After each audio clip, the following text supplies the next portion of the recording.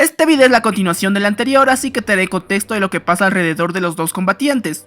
La noticia de la derrota del Primarca desmoraliza al Imperio, que Strin ha ordenado la evacuación de los Astartes leales, para luego proceder con el exterminatus de ese mundo con todos los tipos que posee, para frenar la corrupción de Mortarion. Pero esta es una acción que ni la máquina sabe si funcionará, y solo es el custodio Colquhoun quien lo detiene, y le dice que ya vieron visiones de eso, y que confíe en el Primarca.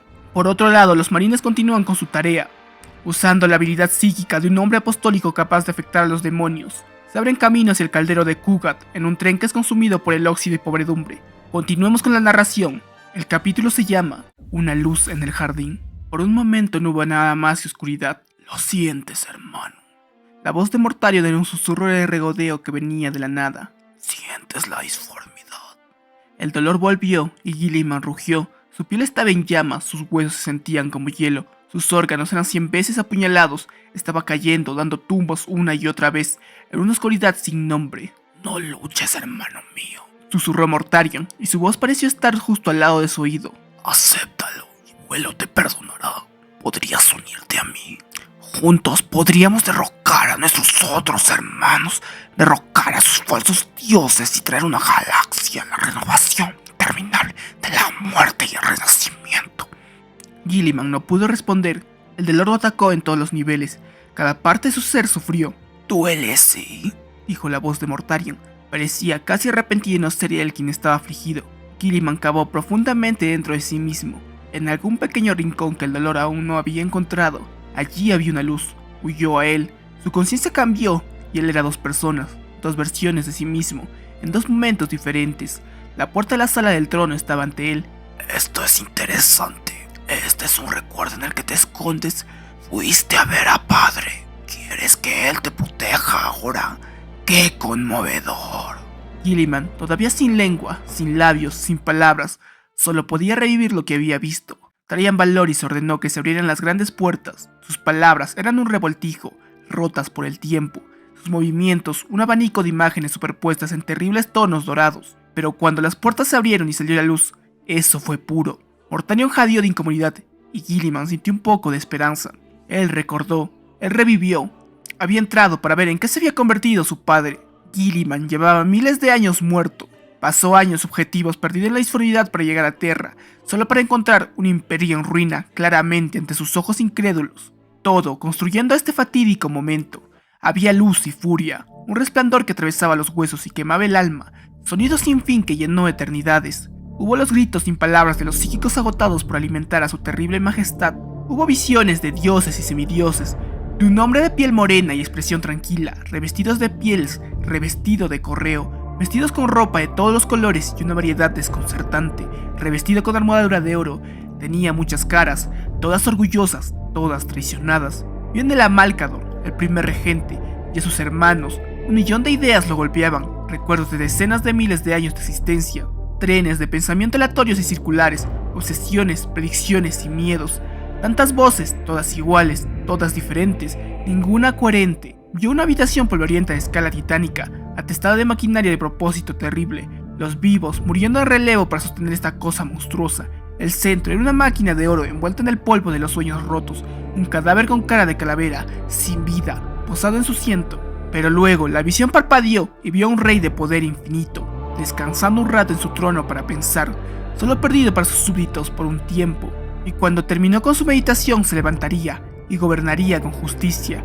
Vio a un hombre cansado que sería su padre, dándole graves consejos que no podía oír, diciéndole lo que debía hacer. Una vez más su visión cambió y vio una fuerza maligna que rivalizaba con los grandes poderes del caos. Vio dolor, triunfo, fracaso, pérdida y potencial. No había un solo rostro entre todos los rostros, ninguna voz, sino un coro, una cacofonía. La presencia del emperador fue un martillazo en su alma, un tremendo azote del ser.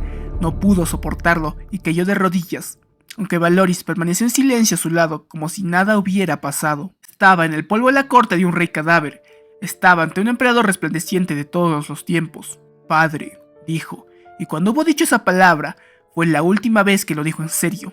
«Padre, he regresado». Guilliman se obligó a sí mismo a mirar hacia la columna de luz, los gritos de las almas, el cráneo con los ojos vacíos, el dios impasible, el anciano, el salvador de ayer. «¿Qué debo hacer? Ayúdame, padre, ayúdame a salvarlos». en el presente, en el pasado, sintió la presencia muda de Mortarion a su lado y sintió el horror de su hermano caído. Miró al emperador de la humanidad y no pudo ver. Demasiado brillante, demasiado poderoso. La irrealidad del ser ante él lo aturdió hasta la médula. 100 impresiones diferentes, todas falsas, todas verdaderas, pasaron por su mente. No podía recordar cómo había sido su padre antes, y Roboute Guilliman no olvidaba nada. Y entonces, esa cosa terrible, espantosa sobre el trono, lo vio. Mi hijo, dijo. 13, dijo. Señor de ultramar, Salvador, esperanza, falla, decepción, mentiroso, ladrón, traidor, Guilliman. Escuchó todo esto a la vez. No los escuchó en absoluto. El emperador habló y no habló. La sola idea de las palabras parecía ridícula. El concepto de ellas, un daño grave contra el equilibrio del tiempo y del ser. Roboute Guilliman. La furiosa tempestad pronunció su nombre, y fue como la violencia que un sol moribundo hace llover sobre sus mundos. Guilliman, Guilliman, Guilliman. El nombre resonó en el viento de la eternidad, sin cesar, nunca alcanzando el punto previsto. La sensación de muchas mentes alcanzó a Guilliman, violando sus sentidos mientras intentaban comunicarse, pero luego una mente pareció provenir de las muchas, un poder crudo e ilimitado, y dio órdenes sin palabras para salir y salvar lo que construyeron juntos, para destruir lo que hicieron, para salvar a sus hermanos, para matarlos. Impulsos contradictorios, todos imposibles de desobedecer, todos iguales, todos diferentes. Futuros muchos y terribles pasaron por su mente. Los resultados de todas estas cosas debería ser alguna, todas o ninguna de ellas. ¡Padre!, gritó. Los pensamientos lo golpearon. Un hijo, no un hijo, una cosa, un nombre, no es un nombre, un número, una herramienta, un producto, un gran plan en ruinas, una ambición no realizada. Información, demasiada información corría a través de Guilliman. Estrellas y galaxias, universos enteros, razas más antiguas que el tiempo, cosas demasiado aterradoras para ser reales, erosionando su ser como una tormenta en plena ebullición, tallando barrancos afilados en tierras baldías. «Por favor, padre», él rogó. «Padre, no un padre. Cosa, cosa, cosa», dijeron las mentes. «Apoteosis, victoria, fracaso. Elige», dijo. «Destino, futuro, pasado, renovación, desesperación, decadencia». Y luego parecía haber un enfoque, como si una gran voluntad se ejerciera, no por última vez, sino por casi última vez. Una sensación de fuerza que falla, una sensación de final a lo lejos. Escuchó máquinas arcanas gimiendo y chillando, a punto de colapsar, y el clamor de los gritos de los psíquicos moribundos que apuntalaban todo en esa horrible habitación, aumentando en tono e intensidad. Guilliman, Guilliman. Las voces se superpusieron, se convirtieron casi en una. Y Guilliman tuvo un recuerdo fugaz de un rostro triste que había visto demasiado y una carga que apenas podía tolerar. «Guilliman, escúchame, mi último hijo leal, mi orgullo, mi mayor triunfo». ¿Cómo lo quemaron esas palabras? Peor que los venenos de Mortarion, peor que el aguijón del fracaso. No eran mentira, no del todo. Fue peor que eso, eran condicionales. «Mi última herramienta, mi última esperanza».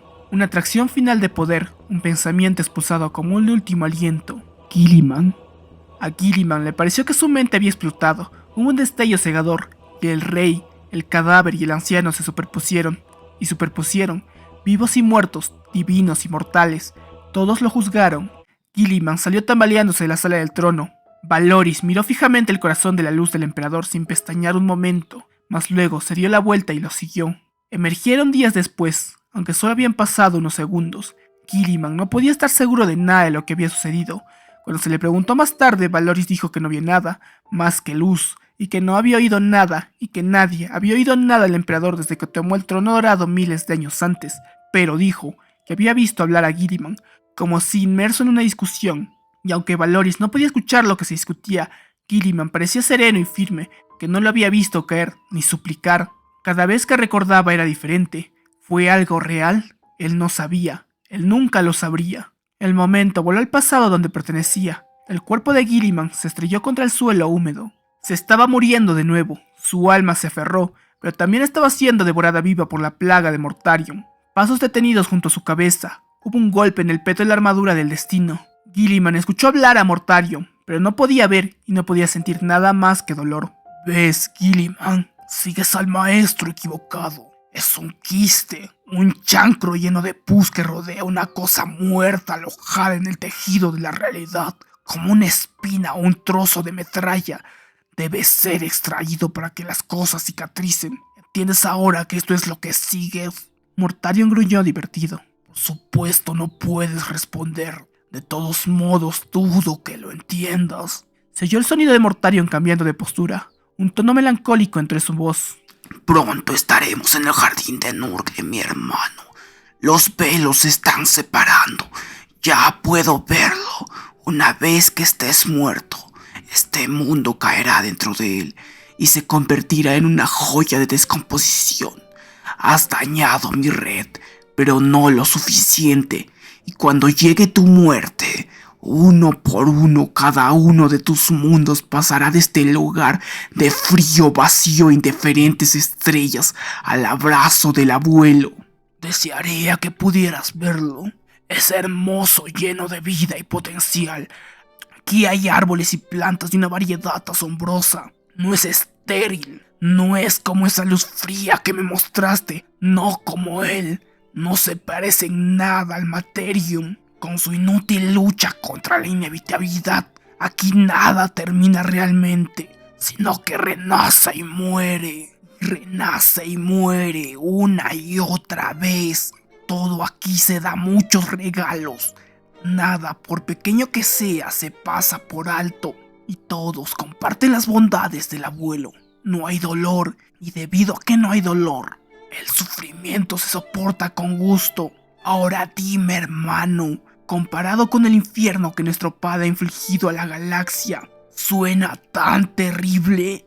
Respiró hondo, como un hombre que pruebe el aire del campo en un buen día. Ojalá pudieras verlo, dijo de nuevo. El dolor todavía rugía a través de Gilliman, pero estaba disminuyendo. Si tan solo te volvieras, estás casi muerto. Pronto el dolor se acabará. Mortarion se arrodilló junto a su hermano y le apoyó la mano en el pecho. ¿No quieres eso? Que se haga. Empezó a acariciarlo como si estuviera calmando a un niño con fiebre. Ahora cállate, Robute, cállate. Ve con el abuelo y verás, él lo arreglará todo. Él quitará el dolor para siempre.